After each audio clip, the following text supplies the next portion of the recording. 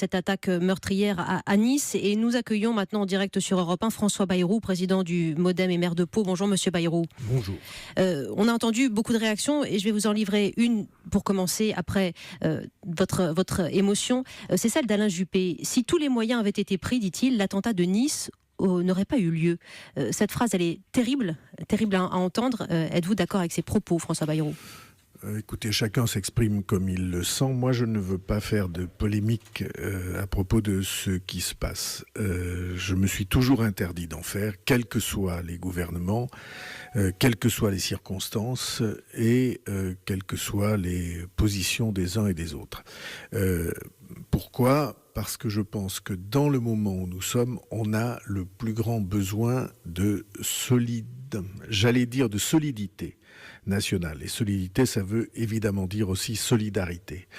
Je trouve que, bien sûr, il y a des décisions à prendre. Bien sûr, il y a des améliorations à apporter. Je vais vous en proposer une très importante dans quelques minutes. Mais vous voyez bien que à partir du moment où on transforme en polémique la situation telle qu'elle est créée, évidemment, on affaiblit la réponse possible. Donc chacun, encore une fois, s'exprime comme il le sent.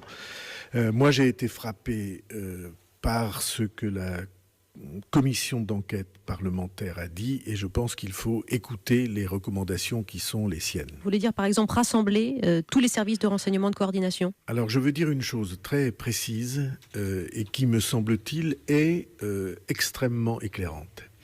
Si vous regardez le parcours de tous ceux qui ont provoqué ces crimes, commis ces crimes, alors vous remarquez qu'ils se ressemblent tous. Il y a une incroyable similitude entre les profils et les parcours personnels de tous ceux qui tombent dans cette horreur, qui causent cette horreur, ces criminels qui causent cette horreur. Oui, nous avons encore très peu d'informations sur le chauffeur en question. Mais je vais vous dire, enfin, il me semble, d'après les informations que vous avez vous-même indiquées il y a une minute, c'est toujours le même profil, c'est des délinquants, des hommes délinquants jeunes, qui tombent de la délinquance générale dans cette folie de meurtre et de suicide parce que ils veulent tuer et se faire tuer. Ils cherchent les deux en même temps. Et si vous réfléchissez à ça, alors vous vous rendez compte que, en croisant les informations sur les parcours des uns et des autres, sur leur délinquance et sur leur radicalisation, alors probablement y a-t-il de quoi nourrir des services de renseignement unifiés. Je crois qu'ils sont trop divisés pour l'instant. Les services l'information passe plus ou moins bien, les services sont plus ou moins séparés les uns des autres, parfois en concurrence les uns avec les autres. Et si on unifie tous ces services de renseignement avec à l'idée que les critères qui indiquent qu'il y a risque de tomber dans ces crimes sont éloquents.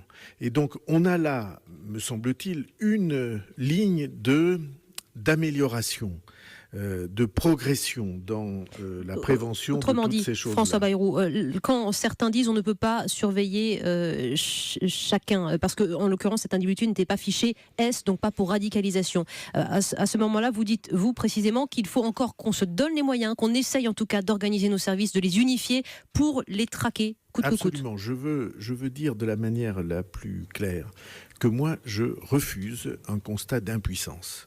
L'idée qu'on ne pourrait pas faire différemment, on ne pourrait pas faire mieux, ou on ne saurait pas, ou c'est trop difficile, ou ça coûterait trop cher, est une idée qui n'est pas recevable lorsqu'il s'agit de dizaines, centaines maintenant de vies humaines qui sont brisées et d'assassinats sur notre sol. Et vous refusez, on ne peut pas François Bayrou, accepter cela. Le discours suivant, c'est-à-dire intégrer ce risque aujourd'hui et ce basculement de nos sociétés qui doit nous faire accepter ce risque et donc accepter aussi de limiter notre liberté au profit de notre sécurité.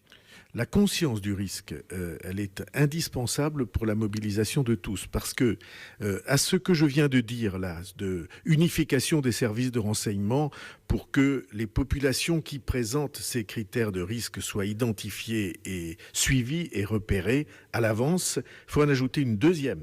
C'est que tous ces gens-là, ils ont des voisins, un entourage, des cousins, des proches. Et s'il existe dans leur voisinage et dans les quartiers cette conscience du risque, alors il peut y avoir aussi alerte. Et quand il y a alerte, on sauve des dizaines de vies humaines et on sort du cauchemar dans lequel tout le monde tombe et nous revenons de ces événements. Nous revenons à la formule préalable que vous aviez, c'est-à-dire la nécessité de faire bloc, les mots de Manuel Valls avec lesquels vous communiez, François Bayrou. Merci beaucoup pour cette intervention sur Europe 1. Nous sommes au cœur de cette édition spéciale.